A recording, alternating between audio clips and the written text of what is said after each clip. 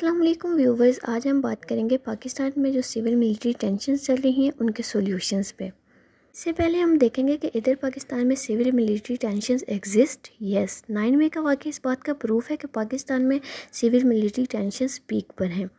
9 मई को पाकिस्तान के सिविलियन के एक मॉब ने पाकिस्तान मिलिट्री के कोर कमांडर हाउस पर अटैक किया था, जिसकी बेसिक वजह पाकिस्तान में पॉलिटिकल इश्यूज़ थे।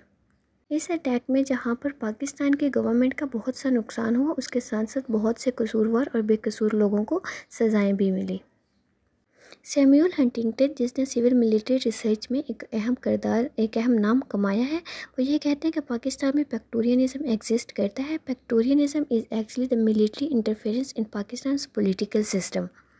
पेक्टोरियनिज़म इन एक्चुअल उन सिविलाइजेशंस में एग्जिस्ट करता है जहाँ पे सिविलियन की गवर्नमेंट वीक होती है जबकि मिलिट्री स्ट्रांग होती है, जिसकी वजह से मिलिट्री इंटरफेयर करती है उनके पॉलिटिकल मामलात में।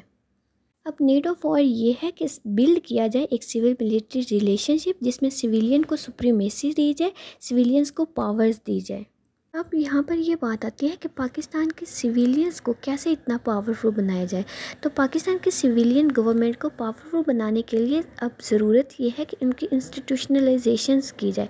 मीन्स वहाँ पर इंस्टीट्यूट ज़्यादा बनाए जाए और उनको उनके काम सौंपे जाए। इंस्टीट्यूशनलाइजेशन में होता ये है कि ऑर्गेनाइजेशंस बनाई जाती हैं और उनके जो तरीक़ाकार होते हैं इम्प्लीमेंट करने के, वो ऐसे बनाए जाते हैं कि मुल्क में एक स्टेबिलिटी कायम होती है। Institutionalisation of political system 4 pillar पर स्टैंड कर रहा होता है। इन पिलर्स में जो पहला पिलर है वो अडेप्टेबिलिटी है, फिर कम्प्लेक्सिटी आती है, ऑटोनॉमी आती है, कोहेरेंस आती है।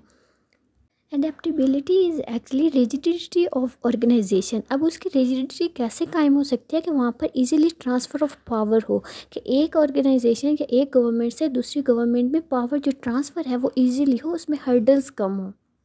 कम्प्लेक्सिटी एक्चुअली ये है कि वहाँ पर ज़्यादा इंस्टीट्यूशंस बनाए जाए, जैसे कि यूएसए की गवर्नमेंट में हाईली इंस्टीट्यूशनलाइज गवर्नमेंट हो, कम्प्लेक्सिटी अमाउंट ऑफ कम्प्लेक्सिटी ज़्यादा हो।